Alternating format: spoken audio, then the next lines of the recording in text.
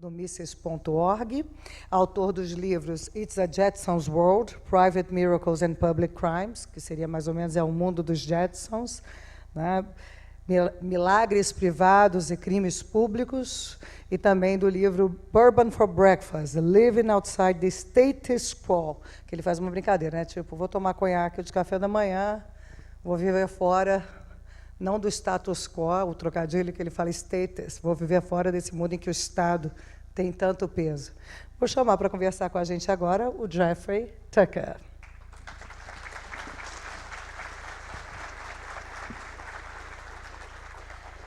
Well, first, my profound apologies for speaking in English. I wish I knew Portuguese, and now I have the inspiration to attempt to learn. So we'll see. Over the next year, I think I will try more. And so next year, when I return, hopefully, I will be able to say at least a few sentences in Portuguese. So this is my ambition. That's my goal. So I would like to especially thank Mises Brazil for a wonderful welcome to this such a beautiful country. Yesterday, we went to the market, and I had one of the greatest days I can remember ever. This is, you know, all these fruits and vegetables and meats and fabulous things for sale, and exchanges taking place all over the place. And we went to the stock market, and it was energizing and thrilling. The only thing that I have to say about the digital age that I find slightly regrettable is that trade is less tangible now than in a place like this market, where you can really see how exchange enhances human welfare and how private ownership empowers people, and how without exchange we would all suffer so tremendously. So to go into a market like that and see things happening is invigorating and exciting. And there you see a place where the Austrian school is alive and living and thriving. And if you're looking for a theory of economics to explain something like what you see in that market, you're not going to find it in any conventional economics textbook. The only school that could really explain and account for the kind of behavior you see in a place like that is the Austrian school, which is precisely what drew me in the first place to the Austrian school, and what draws you to it as well. So there was a thrilling experience. I've also seen in Sao Paulo the same thing in many ways that I've seen everywhere I've ever visited anywhere on the planet, namely that everything that is beautiful and enhancing of human well-being and innovative and creative and makes our lives better extends from, of course, the private sector and the market economy. And so it is in Brazil. And everything that's terrible, you know, everything that is destructive and taking life out of people and institutions extends from the state. And I have, maybe this will not surprise you in this sense, Brazil is exactly like the United States, which is exactly like Singapore and exactly like Austria itself. So this is a universal problem. Always and everywhere it's the same situation. The market versus the state. It's the paradigm through which you can understand, I think, the whole of human history and the whole of our contemporary lives. So I've been asked to talk today about this most extraordinary topic called intellectual property, which turns out to be a little bit complicated. And I'm passionate about it because it took me so many years to come to understand it. So as a way of introducing the topic, I would like to put you through a quick mind experiment to think about something very profoundly. And it is this. It is my plan to destroy this conference, to shut it down completely. And it will go like this. I will assign myself the role of a benevolent dictator. And I will extend to each of you in this room a wonderful thing, or so I will tell you. And it is the right, the exclusive right of each one of you to own your ideas. And you are very grateful to me for this wonderful extension of human rights to your ideas, because ideas are very important to each one of you. And so I tell you that each of your ideas belongs to you, but you must claim them by expressing them. And once you express them, they belong to you exclusively.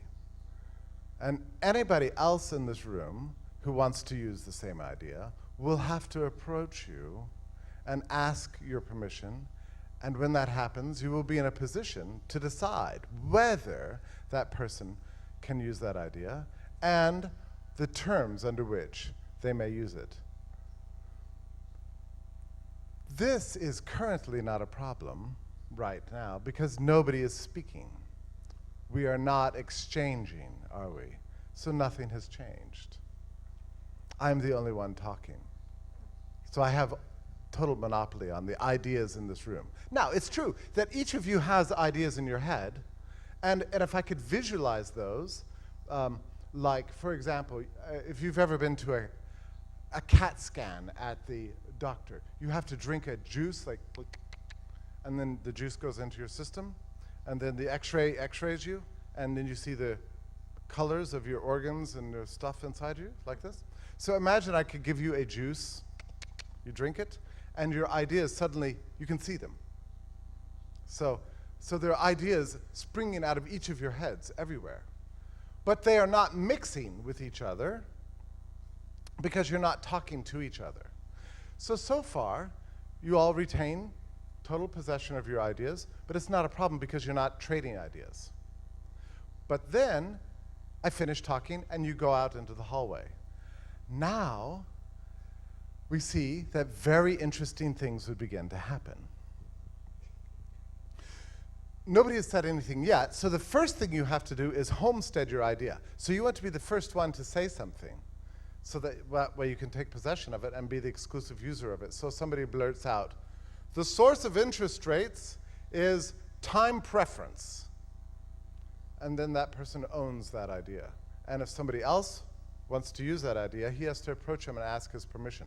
Now, this is a big hallway out there, but when I said exclusive ideas, that doesn't mean that you have to have heard the idea before you refrain from using it again. It means that anybody who uses an idea, who's attending this conference, becomes the exclusive owner of it. That doesn't mean you have to have heard it before. So somebody on this side of the room could say that time preference is the result of human time preference, or interest rates result from time preference. And this person over here may not have heard him, but he is forbidden from using that same idea unless he approaches him and asks permission, okay? So this goes on and on like this. So there's initially probably a mad rush. Well, let's think about what would happen. I would predict several effects. One is that you would have to have a great deal of monitors. I would have to have many sort of idea police scattered throughout the crowd to make sure that nobody is stealing anybody else's ideas. That'd be the first thing. So it would become a kind of miniature police state. I mean, you'd have to have practically one person assigned to like every 2 people to make sure this wasn't happening. So that's one thing. We would all lose the ability to, the sense of the freedom to speak in any kind of liberal way. Another thing is that there would be initially a sort of chaotic, almost cacophonous sound would rise up because everybody would be frantically trying to be the first one to claim the idea, so you could be the exclusive user of it. So you probably have to have some kind of controls. Could we please slow down this conversation? Everybody quiet down your voices. Nobody can hear anything. And the monitors are not able to make good records of who's had what thought when. Another thing that would happen is that since everything you say you have to ask permission for, the conversations would dramatically slow.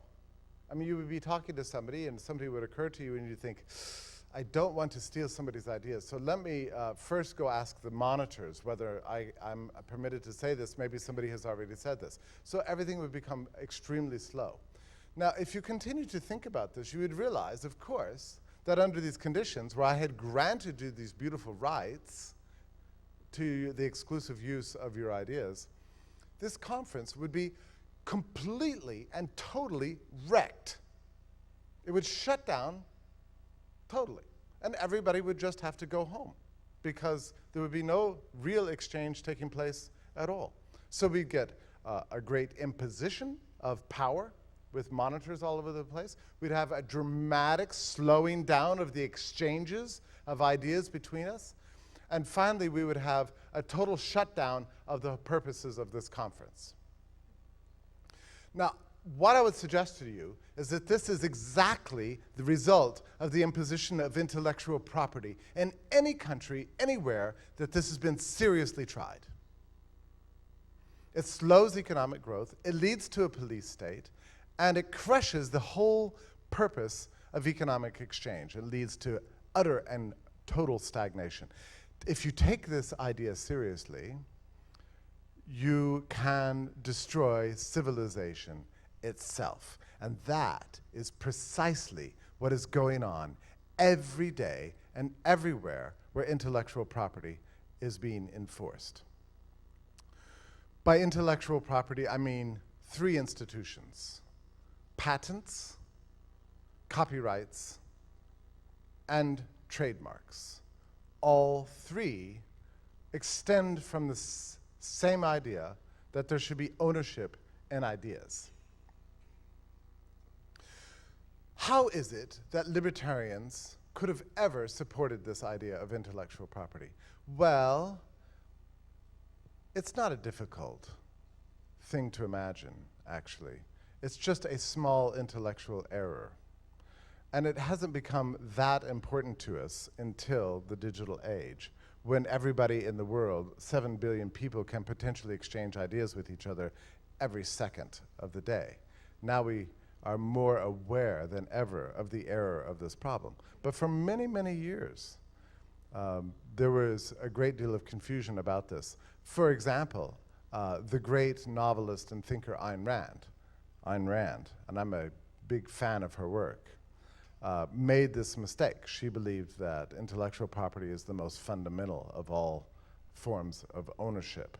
And even today, there are many, many libertarians who are still under the impression that intellectual property is compatible with the libertarian idea.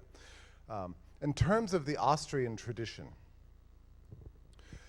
let me quickly lay out for you a small history of how this idea has taken shape. In 1870, when Karl Menger's book Principles of Economics came out, he did not address the subject of patents or copyrights or intellectual property. But in his first chapter, he did address the extremely important subject of what constitutes a good. What is an economic good? And this is really the fundamental things. You know, one of the things that's great about this whole subject of intellectual property, it helps you think about fundamentals. You know, you think you have it all figured out, you know, and then it turns out there's a profound confusion on something as basic as what is private property and what is a good. It constantly causes us to return to the basics and think even harder. And that's what's beautiful about this topic. And I would suggest to you, even if you feel like you disagree with me, this lecture will not be a waste to you, because it will cause you to think very hard about some subjects that are very serious, even if you come to a different conclusion than I have. So if you read Menger's chapter on what is a good, he has several traits of what constitutes an economic good, but one of them is that that good is scarce. This does not mean that it is just in short supply. It means, for example, all the fruits that I ate yesterday at the market are in extreme short supply in the United States, I can tell you. We have only a handful of decent fruits at all, actually. Actually, most of them are terrible. I thought I'd had fruits in the past. I've never had a real fruit until I came to Brazil. It's amazing. Anyway, so I don't mean that they're in short supply. I mean that they're scarce in the sense that they can only be possessed by one owner at a time, which is to say that it's a material object. For example, and this is why socialism is just stupid, by the way. For example, I think I'm the only person in this room who has a bow tie. And what if somebody came along, and so somebody says, well, obviously that bow tie is extremely scarce. I say, yeah, I completely agree. And he says, well, I think we should have socialism in that bow tie. And we all agree. Yeah, let's have socialism in this bow tie. What are we going to do then? What happens next? I mean, if I give it to somebody else, I no longer have it. And the person who has it is the only one who has it. It would be impossible to have, because why? Because it's a scarce good. And with scarce goods, you have to allocate them and with some sort of assignment of property rights. This bow tie is mine. If I give it to somebody else, then that bow tie becomes that person's, and so on and so on. Only one owner of this bow tie at a time. Now, somebody can go out and make another bow tie, and that's great, but then that too becomes an exclusive good. So it's a scarce in the sense that there will always be conflicts over the assignment of rights to that thing in question. That's what makes something an economic good. If there is no conflict, there is no problem. And then, sure, you can have socialism. It's fine. I mean, if I could just somehow will, by pointing my finger to everybody and a bow tie would immediately appear on your neck, okay, then we could have bow tie socialism with no problem at all, no conflicts. But so long as there's going to be a conflict, we have to have assignment of property rights. So this was Menger's theory. And then he went on to explain what economics is and how it works in a world of scarce goods. This is, by the way, this is the fundamental problem with practically everybody on the what's called the left today, the political left. They don't get this idea of scarcity.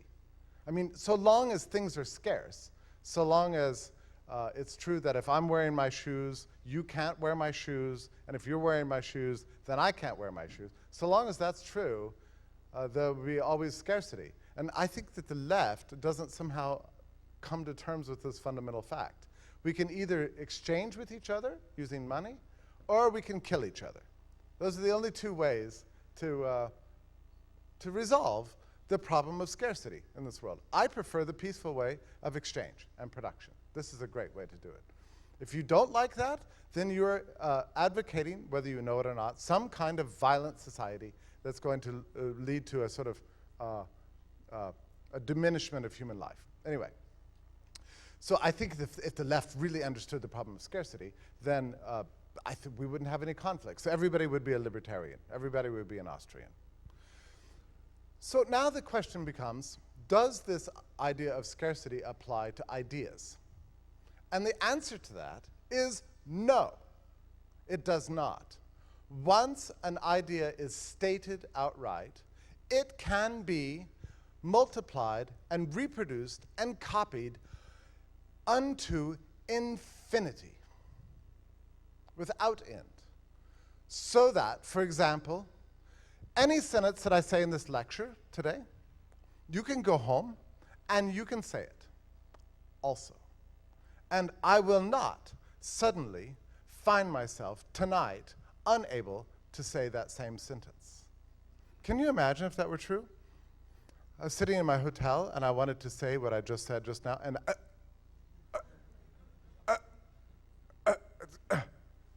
oh, somebody must have taken my idea.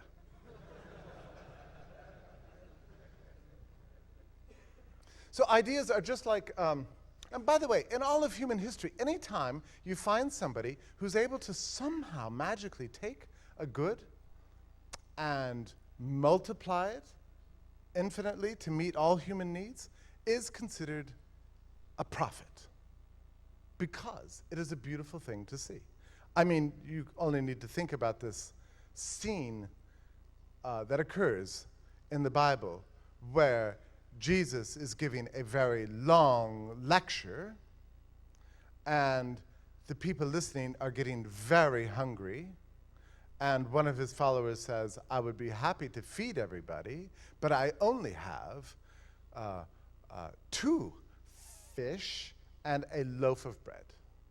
And Jesus does something, we don't know what happens, but he causes these to multiply infinitely and make everybody enormously happy, and there's your lunch. Everybody has this lunch automatically. This is the multiplication of property. So the loaves and the fishes in that story become non-scarce goods. Okay? So in the world of ideas, and this is what's beautiful about the world of ideas, there's an infinite number of these things that can be reproduced and reproduced and copied and copied and copied again.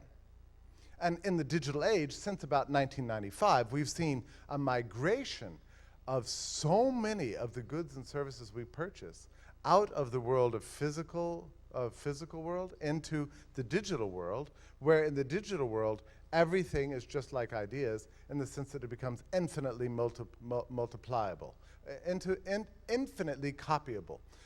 Sometimes this confuses me. Some years ago, I said to my mother, Mom, I would like to send you some pictures of my children on email. And she said, I would love to see them, but I don't want to take them from you, so please, I'll just see them next time I'm in town. I said, no, I mean, well, Mom, I'll just put it in an email and click send, and then you'll have it. And then, I mean, I'll have it too. And then you can send it to your sister, and then she can have it, but you can have it too. And she said, well, I don't understand that. How could that possibly work? You know. I mean, this is why people get confused about this topic. Anyway, so Menger had it right. And so far as I know, the only Austrian who has really thoroughly followed up on Menger's essential insight that the reason for economic goods, the reason for private property is scarcity, is Hans Hermann Hoppe. I think he's the only thinker, or I should say the first thinker, who really followed up on Menger's ideas here, okay? So now let's remember that patents and copyrights are relatively new.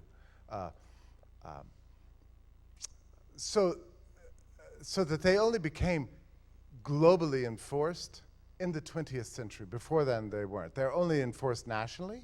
They weren't enforced at all on the continent throughout the first half of the 19th century or any time before then.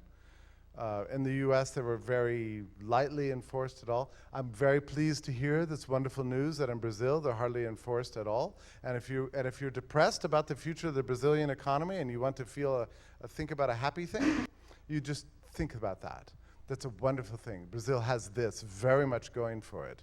Very little enforcement of intellectual property. That is something wonderful. Everybody underestimates the power of ideas, always. It's a universal human trait. If you don't try to control them, you have a good chance for economic growth in the future. The absence of intellectual property was the reason for Germany's economic growth in the 19th century.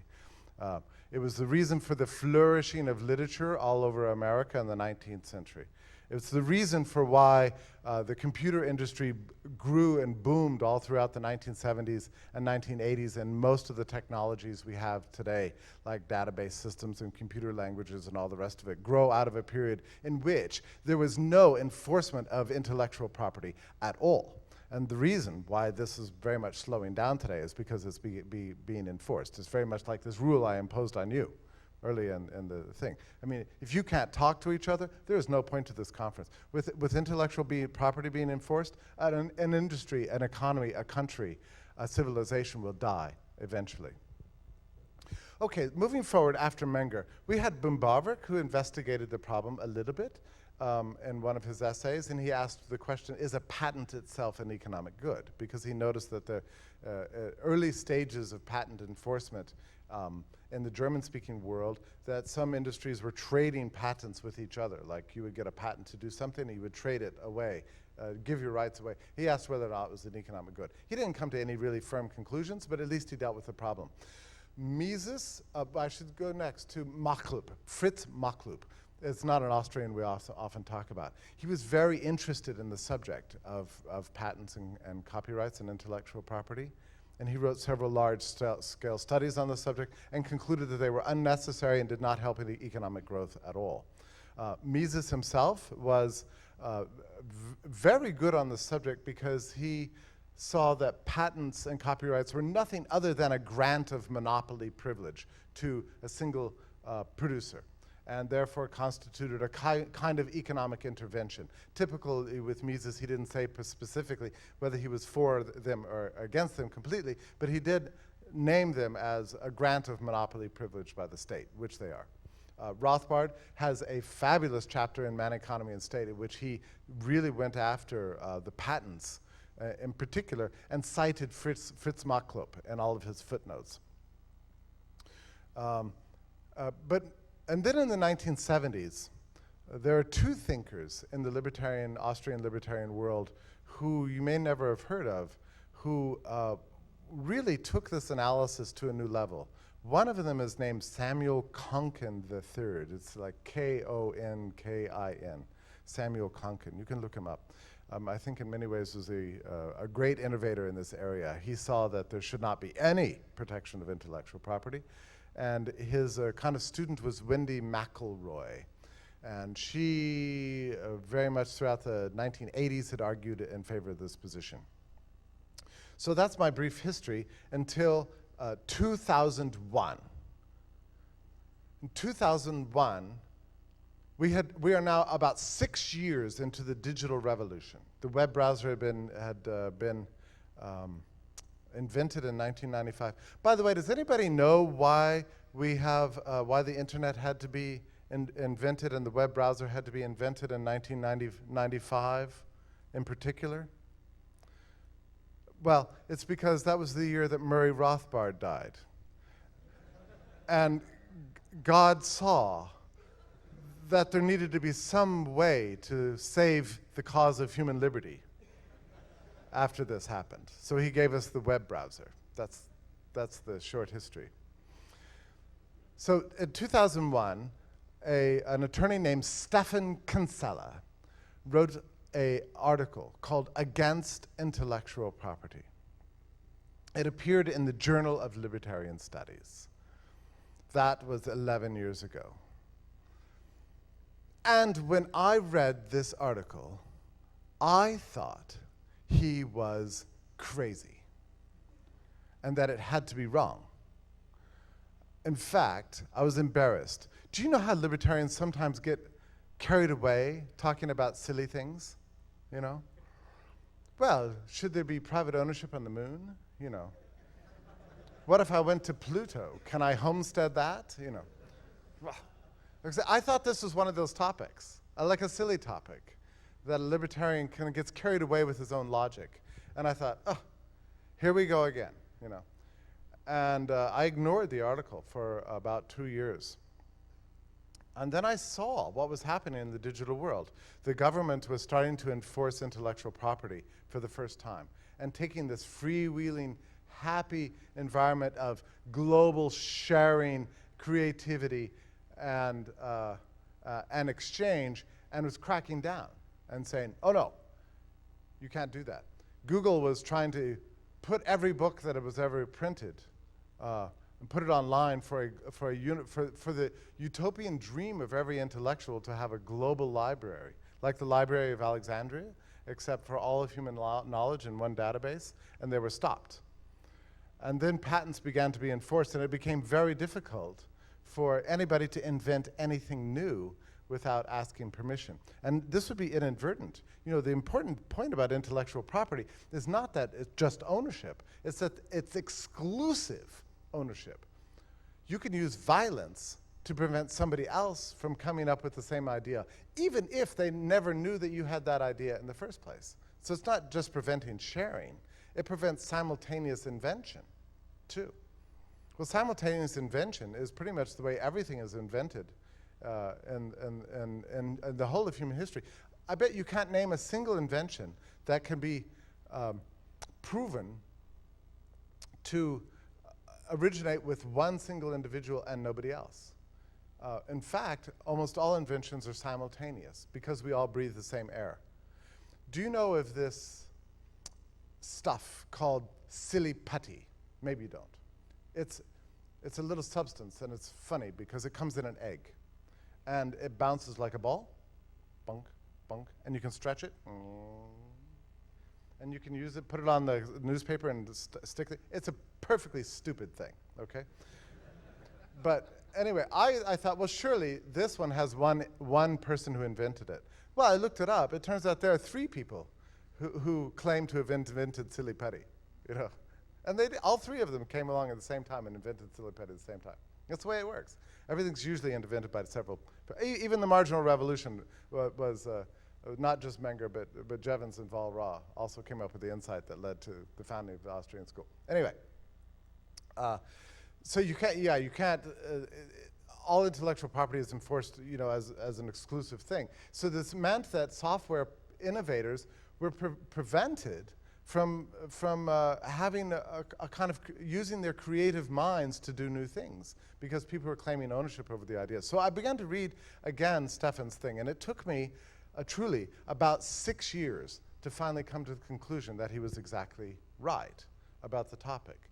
And then a new world opened up to me as never before. So I think the libertarian position, the Austrian position, has to be in favor of the abolition of intellectual property. But it's very difficult to conceive of. Now, maybe in Brazil it's a little bit easier for you because it's not very well heavily enforced. But in the United States, it is getting to the point of insanity. When I worked for the Mises Institute, I began to put many, many things online that had not previously been online before. And I ran into the problem of copyright, for example. Now, under copyright, it doesn't necessarily mean that the person who wrote the book is still around at all to enforce their rights. It doesn't have to be. The book could have come out in 1955, and then the author died, and his will was scattered among 20 different people, for example, none of whom had any particular interest in his book. So you think there would not be a problem in putting it online under these conditions? No, you may not put it online because it's still under protection from the US government. I mean, it's a kind of a censorship. And I began to notice this more and more and more, that more of the books I was trying to put it online were of this type. The author was dead, the children cared nothing about his work, and yet we were prevented by law from putting it online. Now, how is this any different from book burning? You know, it's no different from the way it's been throughout all history where governments have destroyed ideas because they didn't like them. I mean, we're in a position today where millions and millions of books, you can't see them. You can't get to them. And this is solely because of government controls.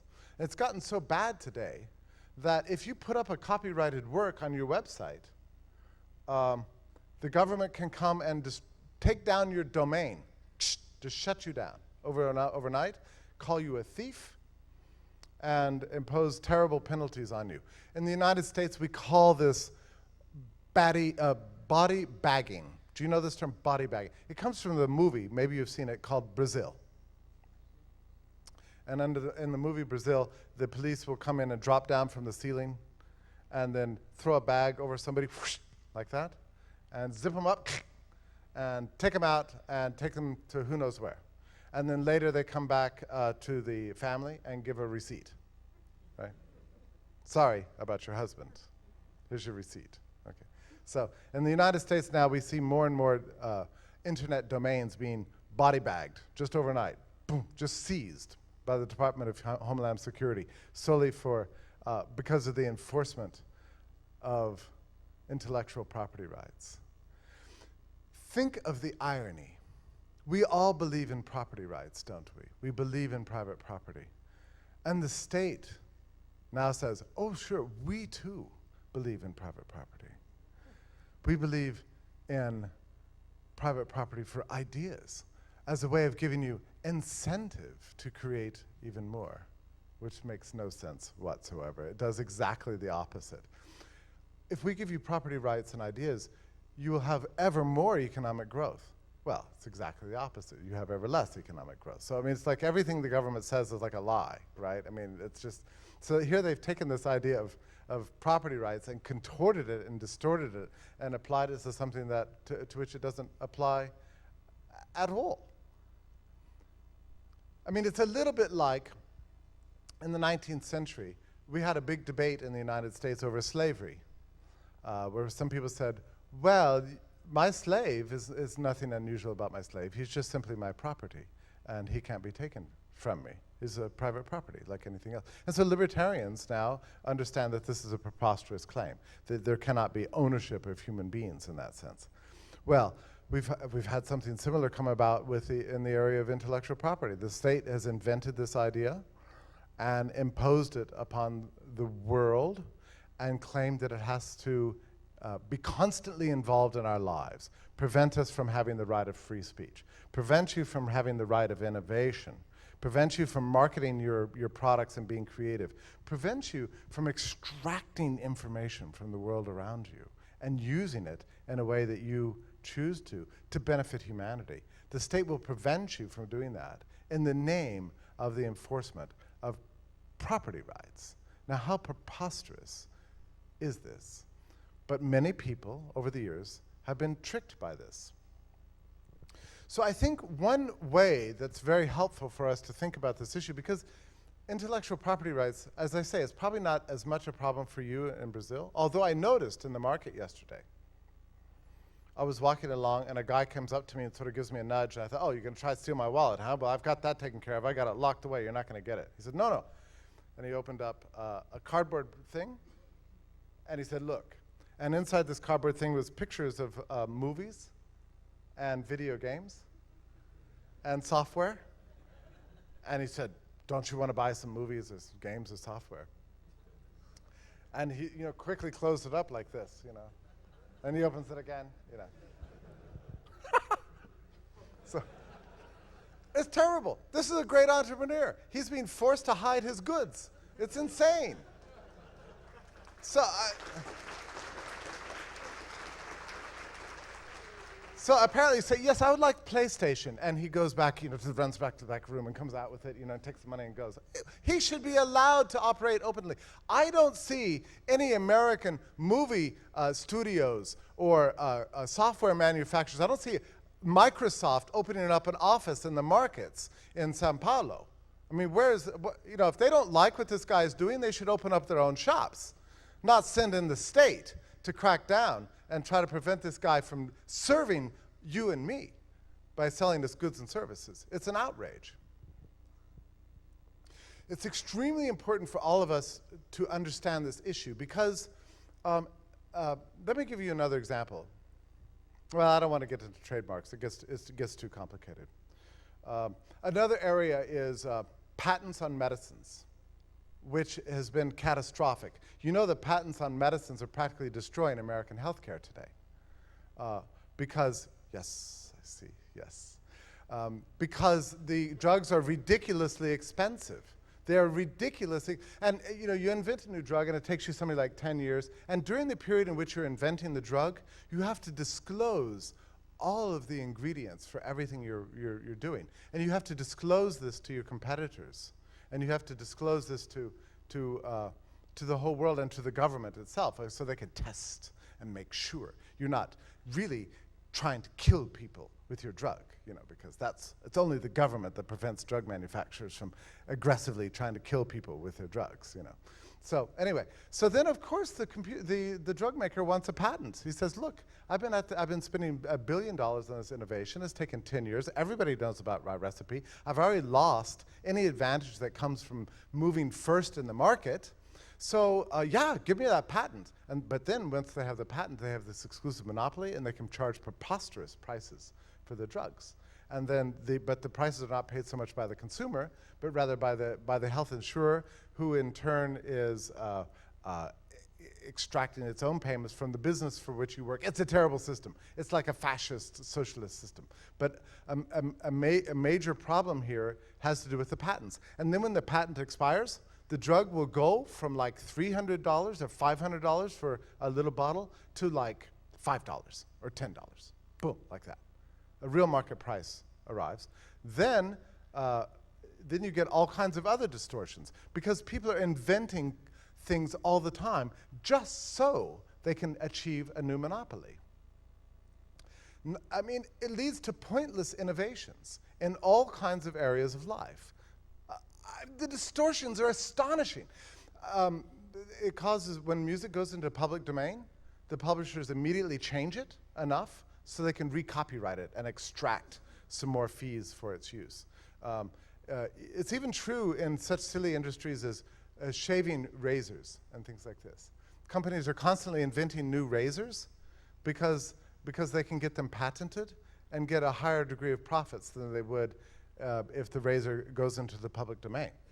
So it leads to very strange distortions of pointless innovations, of really robbery of consumers, of exploitation of the poor who are trying to make money. And quite frankly, the institution of intellectual property has corrupted many corporations operating all over the world, corrupted them, and led to a great deal of resentment against corporations that wouldn't otherwise be there. An excellent example of this is the American company called Monsanto. You know this company, Monsanto. Yeah, and it's a global company, so probably, but they patented seeds, and they've patented fertilizer. And if you're using their seeds, then you have to use their fertilizer. If you use their fertilizer, you have to use their seeds. And so it leads to a kind of almost turning a corporation into, and if you, as an entrepreneur, reverse engineer and figure out how this seed is made and make it yourself, you'll be subject to criminal penalties. So it turns a corporation, which would, in a free market, be a fabulous producer of human well-being, relying on your voluntary wishes to buy and sell their services, and leading to vast economic growth. Great institutions of human benevolence are now seen as exploitative institutions that are using violence to impose their will on the world. This, to me, is a great tragedy, and it's what's led to things like the Occupy Wall Street movement, in part. So it's a corruption of capitalism, and it is completely out of control. There is so much more to say about this, and I would love to say more, but my time is up. Let me just lead you to one final point that I want you to think about this issue of intellectual property. How would the world work in its absence? And there are examples out there for us. One of them, in the United States in any case, is called the fashion industry. The fashion industry. One of the most fabulous industries and growing, booming industries in the entire United States. Very creative and extremely innovative. There are no copyrights or patents at all for clothing, designs, or colors, or anything else in the United States. And as a result, it is one of the most fantastically innovative and creative institutions there is. So this is the reason for the runway. You know the runway where the... Right? So the reason for the runway is that every designer wants to wait and only reveal his new designs at a specified moment in time, right? So the spring fashions are coming out, so you have to wait like 5 months before the spring fashions come out, and now it's the big party, and here comes Ralph Lauren's new stuff, and up come the lights, out comes the music, doom, doom, doom, doom. You know, here comes the people walking down the runway, and it's fantastic. Everybody's, oh, wow, look at the great designs. You know? But the photographers are all taking pictures, right? The whole time?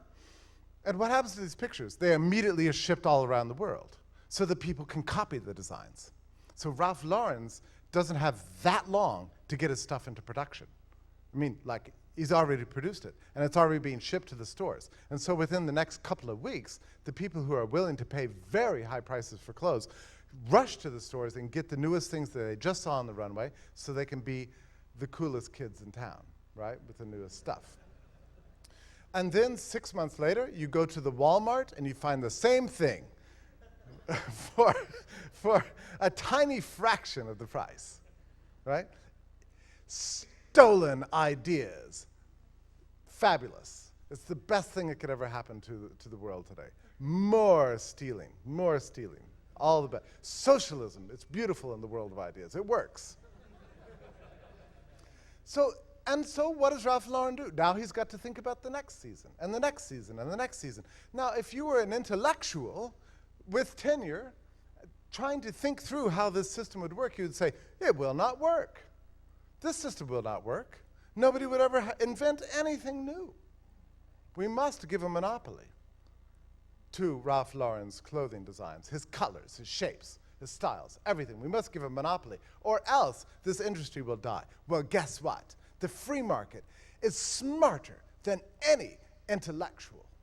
It is brilliant. It is more brilliant than the most tenured professor, the most awarded brilliant professor. This free market itself has figured things out that you and I can't figure out. For some reason, this system of freedom works. It works in this industry. And it would work in every industry if we would let it happen. So I'm going to stop there because I'm out of time, and I think I can take some questions? Yes. Okay, wonderful.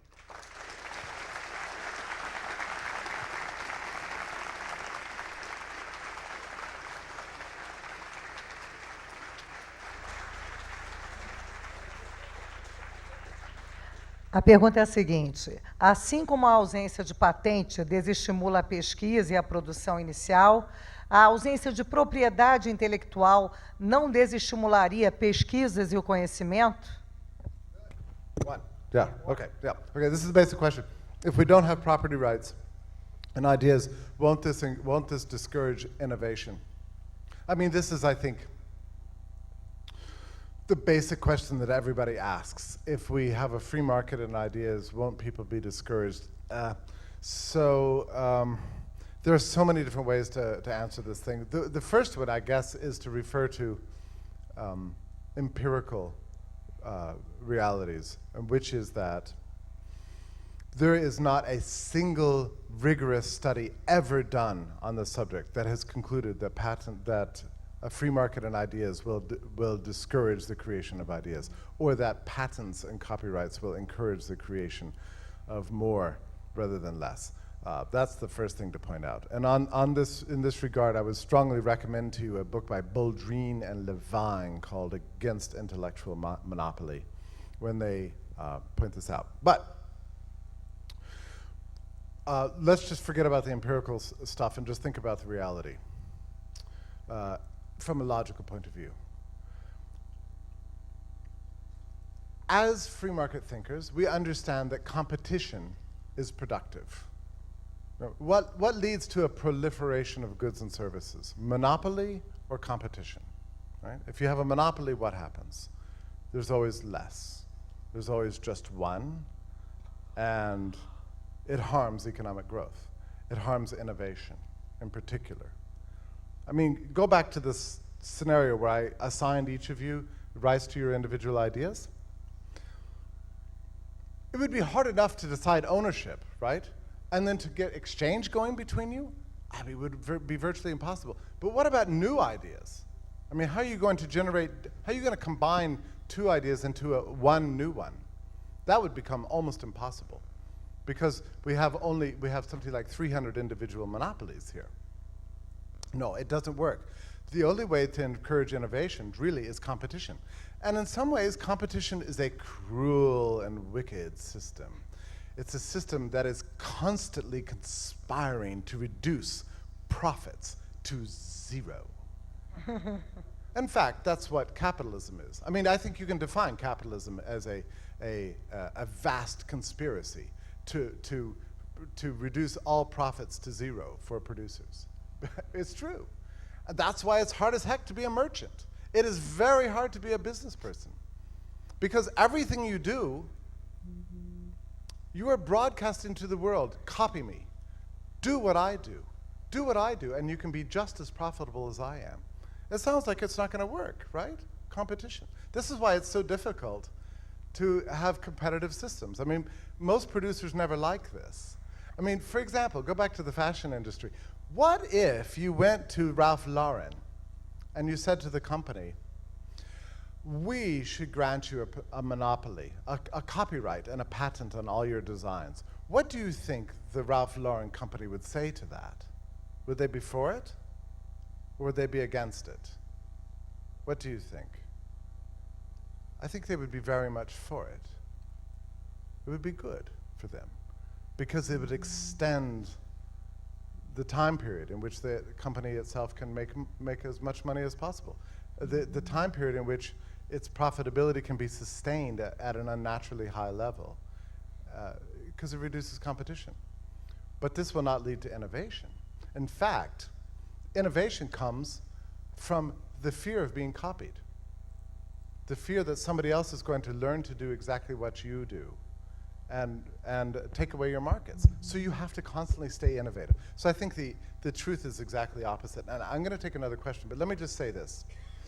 There are two sides to every active business.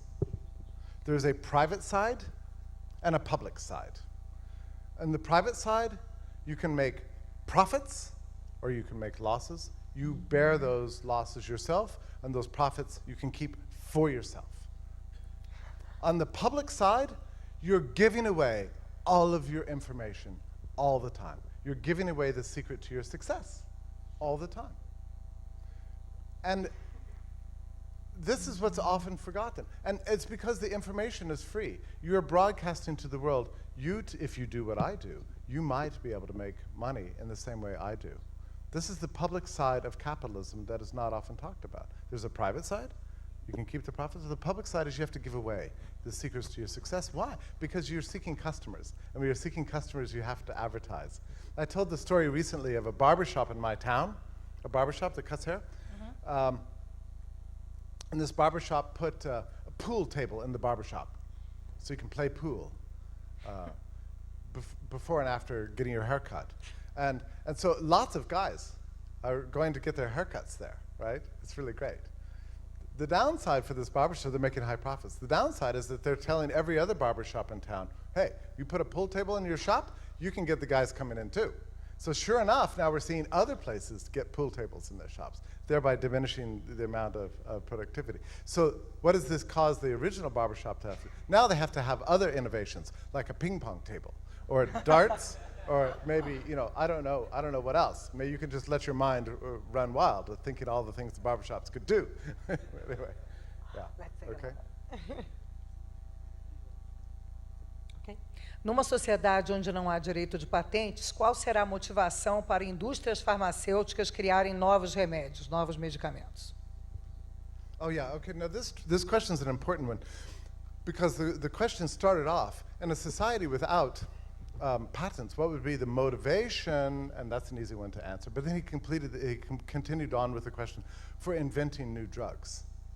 Okay, this is a very special case, and we need to think about this. In the first place, there are many, many unpatentable things out there that, I mean, like if you go to a drugstore in the United States, you will see a name brand like Tucker's Tablets. And then right next to it, you will see plain old tablets. And Tucker's tablets are like $5, and plain old tablets are like $1. It's the same thing, right? Mm-hmm. But for some reason, consumers always go for Tucker's tablets over plain old tablets.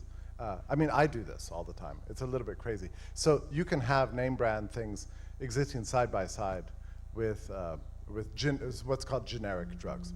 But aside from that, drugs constitute a very special case in the world of patents because if you're going to eliminate patents for drugs, you also have to eliminate the requirement that the drug manufacturer constantly disclose all of its ingredients and its processes and the scientific methods that went into making them all along the way. Do you see what I mean?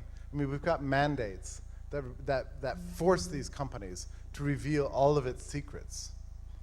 And so therefore they are missing that the advantages that come with being the first mover in the market. So it would not be enough, unfortunately, to just get rid of patents, because as the question implies, inventing new drugs is an enormously costly undertaking. It takes many, many years, 10 years, 15 years, whatever, 20 years more, and billions of dollars. So if a company is going to recoup that kind of costs associated with drug manufacturing, then it's going to have to be in a position to be able to hold secret some aspects of its production. This is why they seek protection, patent protection. So we have to eliminate two laws at once. This is often true, isn't it? In the government, with government intervention, the government intervenes so much that it's never enough just to eliminate one thing. You know, you have to eliminate many, many other things too. Like if you eliminate minimum wages, maybe then you also have to eliminate child labor laws, or everything's kind of tied together. That's why it'd be better if we had a big button right here on the stage, we could just press it, poof, and create a total free market instantly. Then the world would be a happy, wonderful place. Bem, agora tem pergunta da plateia, não é? Vou encontrar ali.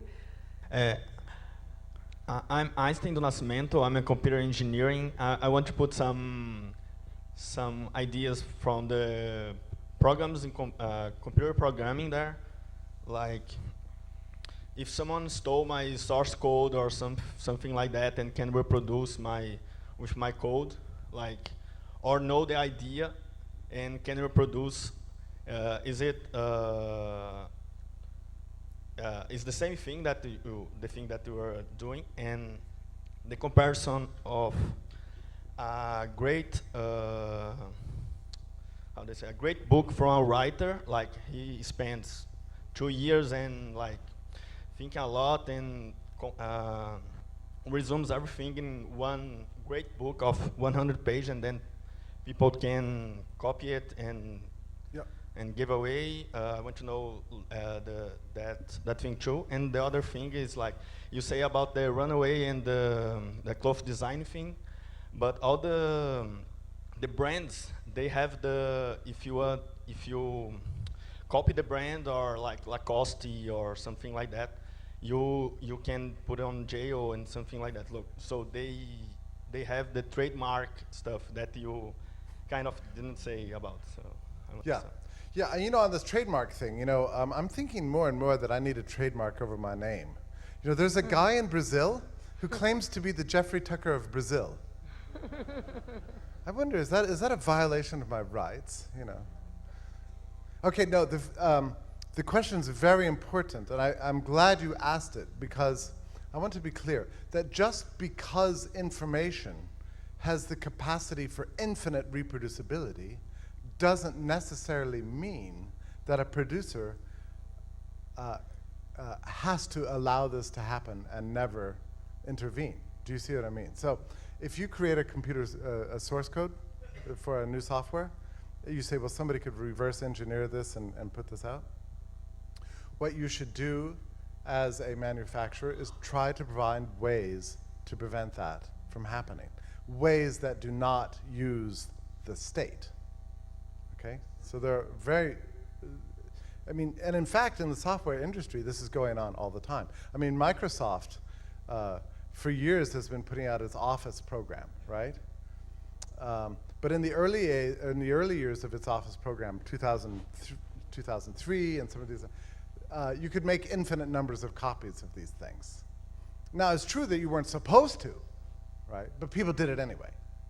But as time has gone on, Microsoft has become ever more sophisticated about tying the operation of its software with a special code, and the codes are severely limited. So the code that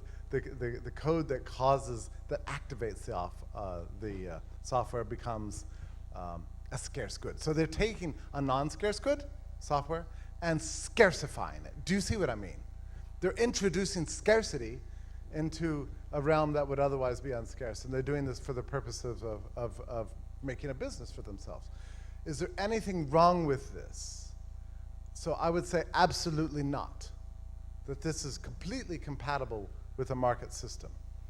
to artificially make something scarce that would, in a world without your business plan, would be non-scarce. So as a businessman in the digital world, it becomes extremely important to you to figure out what things you want to give away and what things you want to find the technological way to restrict. This is the whole key to doing business in the digital age. It's hard to know which. All I'm saying is that the worst possible way to do this is by doing the state. For one thing, it doesn't often work. In fact, it doesn't work at all, and it discourages other people from emulating your success in creating very similar programs, and therefore leads into a decline of economic growth. Now, it's true that private means of restricting infinite copying don't always work either. I mean, if I'm extremely entrepreneurial, I can find a copy of Office 2010 for free. If you gave me about an hour and a half and set me with a computer right in front of me, I would eventually find a way to get that program pirated. But I don't really want to do that. I mean, that just takes too long. I would probably rather just go buy the thing, and that way I get upgrades, right? That's something else that comes with licit branded software. You get constant upgrades and services and all sorts of things. So it's a matter of finding the right business model that allows you to take what would otherwise be an infinite good and making it a finite good through technological means. And I don't want to say that just because something is an infinite good, that therefore you have to always allow it to be that way. As long as you're using private means to restrict, that's fine. Now, this isn't always wise. For example, in many firms, you have non-disclosure agreements, and you have non-compete clauses in many firms when you go to work for them. These can be good, or they can be bad. I think in lots of cases, they are very bad for an industry because they lead people to tend to stick to a single firm and not change jobs, so that firms end up being kind of too internal and not getting enough outside influence, enough rotation. But these are decisions that are management decisions within the context of a free market. There's nothing that violates any rights with something like a non-disclosure clause or a non-compete clause.